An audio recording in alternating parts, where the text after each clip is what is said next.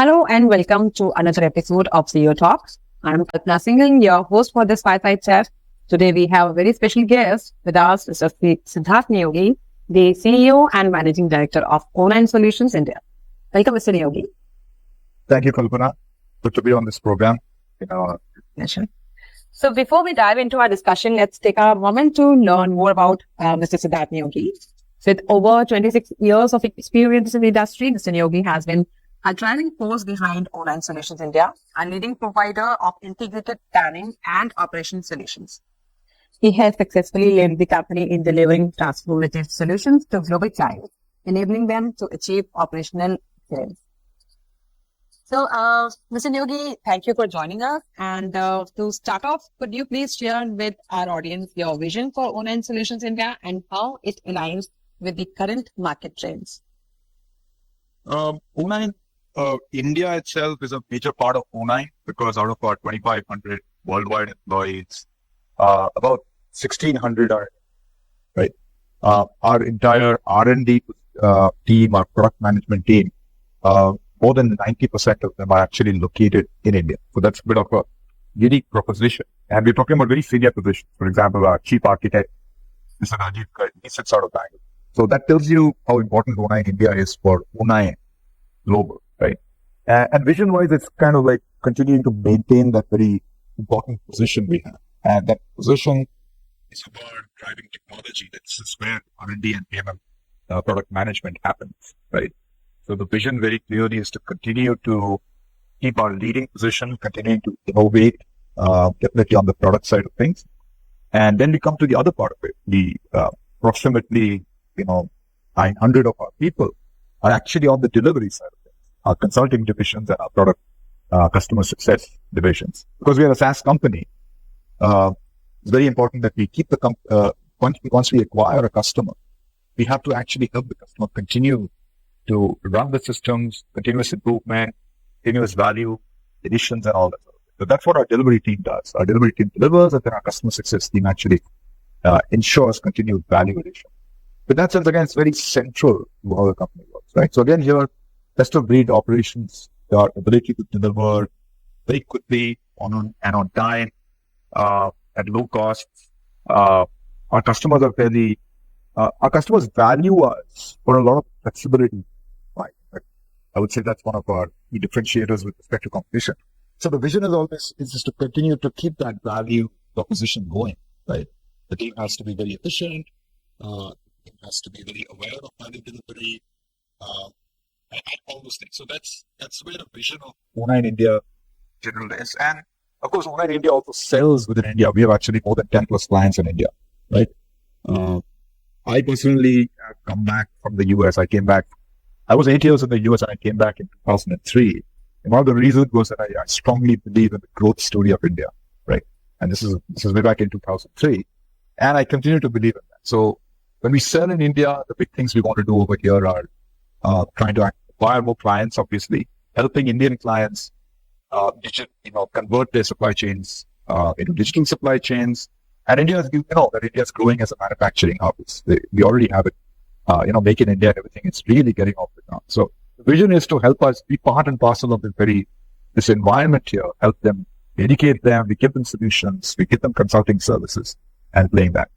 Now, on a global scale, obviously, my role as an India head is to support global growth and global development. So to that extent, I don't drive the vision. I just support the visions that we have. But just continue to be one of the fastest growing providers of supply chain software, planning software in the world, right? So that's really, I don't answer your question. That's what I would say. Yeah, that's quite fascinating. So in today's fast-paced world, digital transformation is on the top of every sector's agenda. How do you see this trend shaping the future of business operation? Well, I think there is only one central trend, and we might say digital now, or we can say different things in different places. But the fundamental trend is about increasing automation. That's what it is. If you ran the supply chain with 20 people, then you will run it with only 2 people in future, right? And given all these things about AI and everything, maybe 0 people. Well, it's not going to be 0 ever. Otherwise, human beings would be sort of,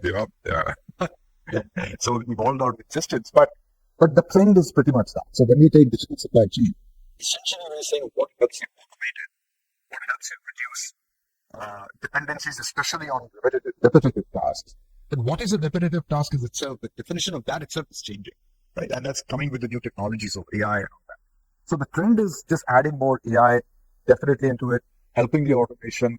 And that includes not only how our clients run, but it's also how software is delivered.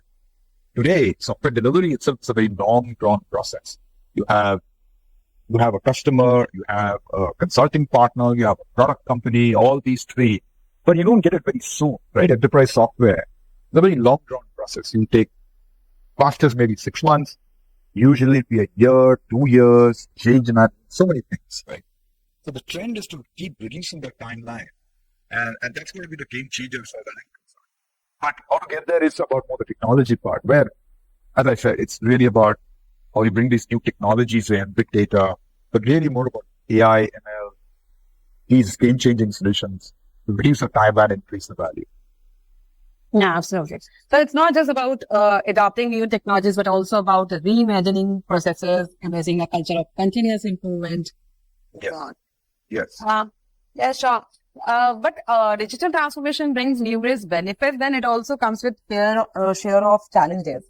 Could you shed some light on the key obstacles that organizations face during the transformation journey, and how online solutions India addresses them? Okay. Well, the key, as I kind of briefly referred to in my previous, just now, right, which is the transformation journey involves multiple things. One is, where are you trying to go as a company? Do you have a strategic direction, right? Many companies are not able to get, and that's where good companies and, video companies and bad companies are getting differentiated first, which is about their strategic vision and clarity. I want to do this. This is my main problem. But to beat my competitors, I need to do more. And this is what I need to do. So first of all, getting that vision and internalizing that vision is very important. Now, that's one of the key challenges we often see. Because when we sell our software to many companies, maybe the CXO group has a vision. But is it getting translated to the next level? Because we sell it to that vision, but when we implement it, we implement to something else, because now suddenly lots of other people come in, planners come in, managers come in, and sometimes are not in lockstep.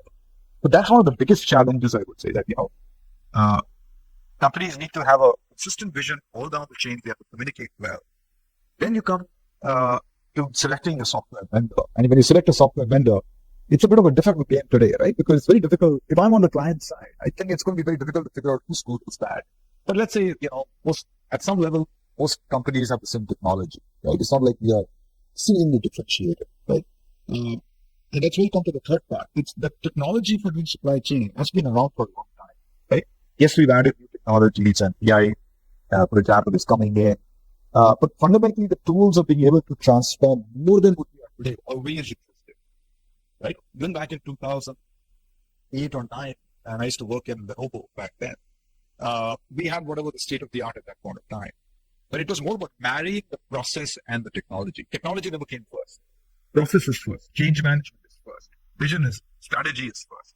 Then you fit your technology, which I still think is very easily doable. Okay. Then you come to the challenges we face in a digital transformation in terms of when you take providers, look at this rapid growth we're having. There really is a scarcity of skill sets in the market, right? And you will not necessarily get the best people to run your supply chains or to implement your supply chains, either as a product company to get good talent as product managers, etc. It's an ongoing challenge. So that's another element of the equation. And then finally, once the software is delivered, it's all about continuous improvement, as you said, right? Now, for that, change management is very important. I did this, I expected this, okay, it's slightly off. How do I keep adjusting, keep moving along? So these are the basic challenges you face, right? Typically. And that all leads to this very long timeline, this gestation period to get value of. Now, what does Unai give, right? Now, coming to your second part, what's our USP? Our USP really is that our platform is a single platform. It's a very flexible platform. And it's a very open platform. For example, one of the key technologies it includes is Python. Python is a sort of lingua franca for anyone who wants to do AI and data processing today. And we made it so that we can very easily integrate Python, right? So it's a very open platform. It's very flexible. It has, let's say, what we consider state-of-the-art heuristic solvers. It uses optimization mechanisms. I wouldn't say that we are very differentiated with respect to that with other providers, our competitors. But what the differentiating factor is the fact that it's that single platform. It can mold, because every company needs to mold the technology as well, right? While standard processes are there in supply chain, it's all very good. But at the end of the day, it's like, there are standard shirts. I can wear a standard shirt, but it's not quite exactly fitting me, right? If I had a really good tailor, you'd notice the difference, right? And that's kind of what we're talking about. And that's what our platform helps us do. Plus, as a company, our pedigree, we are the kind of people we have, we've had spent long years in supply chain. We have implemented it ourselves. I myself was at Lenovo, for example. So we talk about a great depth and understanding of what it takes, in fact, for people to transform, right? And it's about process, as I said. I'm putting the primacy of strategy and process as well. So we understand it very well. So user adoption, for example, we have included Excel as part of our UI. Why did we do that? We did it because Excel is a very ubiquitous technology that people use today, right? And change management is reduced when you allow to account for that fact rather than fight that fact. So that's what our USP also exists. Obviously, there are a lot of visions. I'm not going to comment on our vision. I believe our vision is always out there, different from others, and we continue to be the right vision. But I think that will sum up our USP. Yeah. So when you're talking about the challenges, you highlighted one of the challenges that there are so many vendors available, and the biggest challenge is that how to identify for a IT decision maker. It's really important that which is the best technology as well as which is the best vendor to go ahead with. So if you can share some best practices around it. Of how to identify the vendor and sort of the challenges with it. Yeah. Well, I think, if I was, on the opposite side, like when I'm a customer, right? First thing is obviously we're going to evaluate the software, and that really comes down to demonstrations, right? So that's obviously very essential. We need to see what the product can do. One of the key things to see is what can the product do standard, right? And what can the product do just different? So one of the key things a company must do is do the research, right, on what constitutes standard technologies, which all vendors will, and what constitutes stuff that you want, which most likely most vendors don't have. Right? We should be very clear about that, because many times I see customers not being able to make that differentiation between what is standard, because what is standard has to be expected. If you're buying a mobile phone, you expect to make a call, right? But if you want that call to be, something special to happen on that call, and that's not standard, then that you're asking for something that's not that. So that's one key evaluation criteria in clear. That also helps you set your own expectations about how standard you are. And you're not trying to, just go out on a limb somewhere trying to do something no one has done. That's very important to be clear where you are. Then we're talking about, as an evaluation, one of the key things always is to see, other people, the referenceability. Anyone who's used the software, right? Really get down to that. That's part of the research. Show me a referenceable customer. But many times, referenceable customers, the conversation is level of conversation is not correct. Because companies can pick and choose their most referenceable customer. Yeah. The idea is to get into, hey, have you done this? How did you implement? Kind of go through much more detail about how they went about. And that's also very important to realize, because you're not evaluating, when you bring a referenceable customer, you're not evaluating the software only. You're evaluating software, how it was implemented by that company. The experience. Yes. And that company is a huge part of the deal. The software might be fantastic, but that company might not. So you need to research that company as well and figure out, okay, what is that company? Are they known for these things? And etc. So in that sense, you have to be very careful. Because if it's a very good company, which is very good at software implementation, you'll generally have good things, right? But you don't know whether it's the software or it's the company that's the system integrator. So these have to be considered, right? And then that, I think, is very important, because you get a very good idea of how that software is implemented somewhere else. You can also get very detailed knowledge of how planners deal with it. I think that tells you pretty much what the software can and cannot do. Right? It also tells you how it can be implemented, which parts would work. So I would really put on that. Otherwise, if you go to the system integrators and all these people, they tend to get political answers, because they obviously are very good to our vendors and those kinds of things, right? But they definitely can give me something, hey, this thing, you get that sense of that. you talk about. So it's very standard stuff. It's more about how you do it, some little bit more detail about what you do, right? Understanding, what you're trying to do, how difficult it is or how standard it is. That's very important, right? And then, of course, feature functionality. Almost all companies will be able to prove to you that they've got the feature functionality, right? Yeah, it's about only that. Did I ask an outlandish question or was that a reasonable question? Because if I ask an outlandish question and they said, yes, I can do it, something's wrong. You see what I mean? Okay. So I think what I'm getting is very like practical stuff. Okay. Proof of it. When it comes to SLAs, because SLAs are a very critical component of finalizing any vendor. So what are the best practices? What are the key things the businesses should actually look into while framing these SLOs? Actually, that's a tough one in the sense that usually most companies will want some sort of a value recognition thing, right? When you talk about how long is it going to take you to backfire software, right? Yeah. That's the key thing that everyone's looking for. And it's more about, but here we get into a complicated situation that, again, it comes back to standard, non-standard, right? Obviously, you're going to be measuring everyone by how long it's going to take and whether they stuck to that commitment, right? But that is countered with the other aspect of whether you constantly change your requirement or not. But we won't get into that. The SLA of basic delivery is very important, right? But we also need to make sure that people are very clear getting into the agreement that they have not made again. I won't say outlandish, but difficult asks, right? Because that's where the evaluation of what is standard is important. Usually it takes 6 months to do something like that.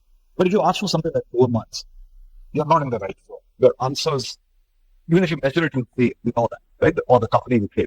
So the SLA still is how long it should take, but it should be broken down into multiple factors. One of the key things in supply chain planning, especially supply planning, is how long it takes to get data into place. One of the key aspects would be how long, and it's not the SLA only on the vendor, but SLA on yourself. Mm. What is my data condition? How long should it take to get the data that I need? And then setting the appropriate target, saying that, hey, this is what it is. So let's set pretty clear expectations of how long it's going to take. Again, it goes back to time and effort, right? That's in terms of the implementation. Then the other SLAs are really for my support later on. Those are very standard SLAs, which you should generally benchmark by how you're able to do it in-house or with other competitive vendors. See what I mean? There is no one single answer, but the SLAs are very the system down. Can I get it? Again, it cannot be unreasonable that within 1 second my system should be up and all these things. So these are more industry standard practices, and one can always research these and put up those kind of things. Then you come to the tricky question. The trickiest question is, what are the KPIs on improvement? And here it becomes tricky because what has the company done to do it? Which is not only software, but the process behind it, how well organized it is. In general, yes, it's I think, a desirable objective to set out certain KPIs, right? But the problem that's often faced is every KPI that we come out, even companies themselves, and I'll just be, maybe I call a spade, are sometimes deluding themselves on their KPIs, right?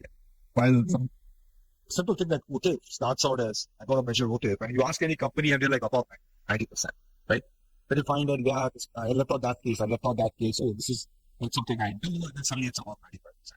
Now, as long as people are transparent about what are the conditions under which these are done, and it's a good thing to do. And some of the other things are much easier, like inventory is a very important KPI, very easy to measure, and typically not something that people usually can mess around with too much. So, how do I improve my inventory position? How did I put it as a much tougher one? Put it as so complex. There are so many factors that I do it. But definitely, if you're not running well and you're honest about that, then setting the SLAs about that are also important, right? Then you have things like forecast accuracy and all that. Again, these are very contentious stuff. So these are standard, I think,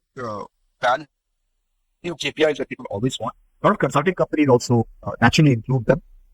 Everyone tries to be very careful and they pump in a lot of stuff, which is natural, given that time in a selling, in a sales cycle, you have only so much time. So now the vendor and the system integrator all have to kind of gauge, can I really meet that? Is it reasonable? Right? But these are, as I may, these are good things to always have, right? So I think those would be standard. even if we do not agree to, like O9, for example, usually does not exist, agree to those KPIs. The only reason being that it's very difficult for us to control those things, right? Sometimes we do add them on as maybe milestone things which are like above and beyond our standard, saying that if I do this, can you give me that much more? Those kind of situations, right? But it's a good conversation to have with artists, because we should always benchmark ourselves, even if we don't have commitment, saying that I am today at 75%. Okay, I really have a problem with it. I want to get to 85%. So that essentially at least should be understood and acknowledged, even if not committed to, right? You should always have these things understood and acknowledged. Absolutely. So that was quite insightful. Okay. So what are the top technology focus areas for O9 solutions? I alluded to it, right? Everyone in the world is talking about ChatGPT and generative AI and all that, right? So obviously I have to lead with that, but it's just not about just doing some lip service to that. We are actually very interested in and actively working on generative AI to have various different aspects. One of the obviously the implementation aspect in terms of how knowledge is served up, how people can get information about it. More importantly, also in terms of how the interaction with the system happens. Actually, and this is not now, but maybe 6 or 7 years ago, we actually debuted an NLP-based UI paradigm. The idea was that today, the paradigm today is that most people just create reports. I want this report, so someone goes and takes that report. I want that. 2 days later, they say, no, I want something different, and then make another. Before you know it, you have like 2,000 reports in your system, and you're at any point of time only using 3 of them, right? And that's a function of the fact that your business is changing, or the system is not so flexible, and everyone's hard coding this report. We have an NLP system, and while it was early days, we didn't have LLMs back then. We're going to evolve that to the next level. You should need to ask the system, can you do this? And the system should be able to do that. Can I go and see that report? It should be able to bring that up. So those are the key areas we're trying to invest in terms of generative AI to ease the experience and make it much more natural. Otherwise, the areas of investment are all the more technologies in supply chain. How can we make our system much faster, right? Performance-wise, we really invest a lot in performance and make it, because more and more data is coming to the system. And O9 has a vision called our enterprise knowledge graph that we want to be where the data is, because data is so fundamental to planning. So a lot of our investments in the data area, then consequently how do we improve performance, because then big data becomes a natural priority, right? And then our heuristic optimization solvers continue to improve them all the time. And those are more, let's say, standard technology areas we'll always continue to invest in, right? Sure. So what is the O9 Solutions business model and go-to-market strategy? Our business model, when you say business model, well, go-to-market is clear. When you say business model, can you clarify your question a bit? So it's all about that, as you have in the initial question itself, you mentioned that India is more like technology and delivery center. Okay. And though you're servicing, So as I said, the way we structure ourselves is that we have sales and delivery. Now, sales obviously has to happen in regions, naturally so, and that's how we do it as well. Delivery is kind of split. We have to obviously have customer facing roles, which are in the region. But then because as SaaS software, so a lot of the configuration works happens very centrally, and that's concentrated in India. Similarly, as I said, our product management, R&D is all very much in India, because we leverage talent here, the costs here, etc. Now, from a go-to-market perspective, O9 pretty much, so again, as a business model, its partners are very important. The system integrators are partners, and they are the usual Deloitte, Accenture, the big ones. We also have a lot of smaller vendors, partners who we also partner. So we try to keep a very, niched thing, right? So partners are very important in our go-to-market strategies, right? Today, maybe a couple of years back, it was pretty much O9 doing everything on its own. Today, significant portion is actually sold and delivered by O9. And so that's, from a go-to-market perspective, that's very important, right? And we want to continue to grow it, because at the end of the day, our main proposition is that we are a product company at the end of the day, right? We always have consulting divisions, obviously. And none of our competitors, we're not very different from our competitors in that sense, right? We also have consulting divisions, but they also get it done. So it's very similar in that sense. nothing very different. And so go-to-market is, a lot of it is direct selling by OI. A lot of it is selling by partners, and a lot of it is like joint selling. Similarly, delivery also happens kind of similar way. We are just trying to increase the pie of what partners do compared to what OI does. Yeah. So when we say smaller partners, could you name a few? And also would like to know more about the marquee customers you have. And is it only the large enterprises you're looking at, or how's the scenario? Yeah. So smaller partners would be, for example, we have a partner called Thousandtrick. Actually, just got acquired just recently, but Thousandtrick was some of our smaller partners we work with. They have very good experienced people in supply chain, etc. Right. Then we had Chain Analytics. Again, that company again got acquired, fortunately, but they were also one of our slightly smaller partners, you could say, but very good skills present over there. So those are kind of the smaller partners we have, apart from the Deloitte and Accentures. Coming to our customers, yes. Obviously, O9 sells a little bit more to larger customers, right? And you know about them, like they're these from Samsung, Toyota, Pepsi, AD&M. They are big guys. But we also have a whole bunch of what we call as medium customers. In fact, a lot of our Indian clients, from a total revenue perspective, on a global scale, don't stack up. They stack up in what are like more medium size. The Asian Campaigns is one of our premier customers. In fact, they are one of the best supply chains in the world, frankly. But they are on the global scale, they're kind of smaller, right? But then on the global scale, also we have other customers. We have AKS Granini, for example, in Europe, or we have Siemens Gamesa. They make wind turbines, so they're not like a passive company. They are company like Post Nutrition, per se. These are companies which are more at the $1 billion, $2 million revenue range kind of thing, and they constitute also a huge part of our customer profile. Yeah. So what are the recent business achievements for O9 Solutions, and in terms of business expansion, revenue growth, and customer acquisition, and also if you can share the market share? Well, I don't know about the market share. Frankly, in fact, we are not. Actually, I'm not qualified to answer that question because I don't have that data. But I can really talk about some of our expansion in terms of the revenue growth and all that. For example, we just did Q3. Yeah, we had about 51% year-on-year last year. So that's kind of the ballpark growth rate that we are running, right? 51%. Then new client wins. Well, we're constantly adding a lot of clients, in fact. But I don't know if I can give some names away. Some of the big marquee names like Philips is probably going to sign on. We signed up Samsung in a very big deal very recently, for example. We already have Samsung as a customer, but we're now into many more integrations, right? So those are some of the big names that are probably coming on board. Overall, otherwise, we are expanding geographies. For example, we have a client now in Brazil just signed up, right? We were more, let's say, North America, Europe focused. We do have significant things in APAC as well. And that's one area we're trying to grow again further. We added some customers in Japan, like TDK, for example. That's in terms of our expansion in general. From a people perspective, we have been trying to keep it a bit steady for some time because there were some headwinds earlier this year. If you remember, January this year was not a good time. A lot of fear in the market as well as to what's going to happen, Ukraine. So of course now we have Israel. Yeah, this time, but it was macroeconomic conditions still are not very good. Yeah, so we still have these things. But surprisingly, as I said, 51% year-on-year growth. We're still seeing strong support. We do see companies still wanting to invest. I think it's still continuing from that COVID times that people really took supply chain as their important. Yeah. So far, it's still been good. It's been surprising. We are now actually trying to know. So we've had another round of investment. You know that we have taken investors before. And in fact, July this year, we actually raised $116 million. It's further investment, right?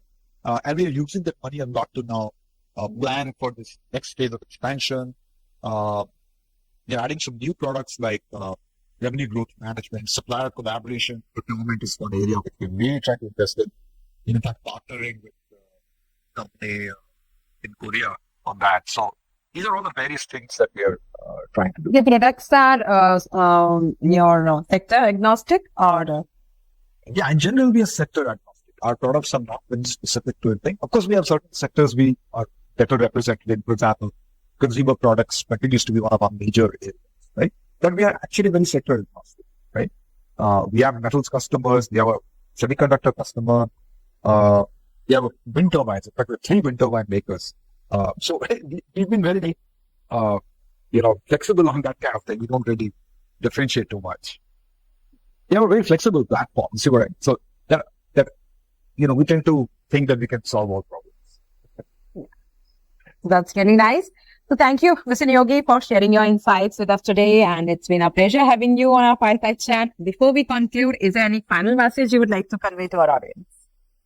Well, final message, not really. I mean, obviously, Onine is a very fast-growing company. Onine, in India, and that's more to my audience in India, right? I would say that, look, supply chain is India is going to be one of the biggest things later on. And we're already one of the largest economies, and there is this juggernaut which no one can stop, right? And you look at the Cricket World Cup, and then you realize, man, everything in cricket is happening in India, likely speaking. And what's great is even countries like Afghanistan, it's like the subcontinent is the place. And that's going to be in manufacturing as well, right? And we just have to concentrate on it as a very important aspect of what we need to do. What I'm seeing that happening in the environment, right? So we are also investing in a lot of education. It's because you don't get there just by putting software and just think it's going to get done. You have to follow. You have to first learn about that area. You need to determine your strategies. Then you actually execute on that. So, and Onine is here. We are really very invested in the India ecosystem. We have invested with IIM Udaipur, for example, or BIM Trichy, or NITI Mumbai, which is now IIM Mumbai, to actually invest in education. In fact, we have set up something with the Telangana government, right? We're going to actually set up an education center in Hyderabad. So we are here to help the environment learn and imbibe the values of supply chain. Software-wise, obviously, there are so many vendors. We don't care so much. Obviously, we'd love to be bought by all our customers. But it's more about, as a country, we need to really concentrate on this. Manufacturing is fundamental to this country. Retail is fundamental to this country. All of this requires supply chain, right? So my little message is supply chain is key. There's so much more to do it. It's a very exciting area, right? So to youngsters, whether they want to join, or companies when they want to invest, this is a key element. This should be a key part of this. So I think that's the only message I would give. And yes, of course, Onine is going to be one of the best companies out there. So hopefully, they choose select us as vendors in this journey. Yeah, perfect. So thank you, Mr. Niyogi, for your valuable insights. And thank you, everyone, for tuning in for this fireside chat. Stay tuned for more inspiring conversations in the future. Thank you, Kapra. It's been a pleasure being on the show. For more updates from CXO TV, please like and subscribe to our channel.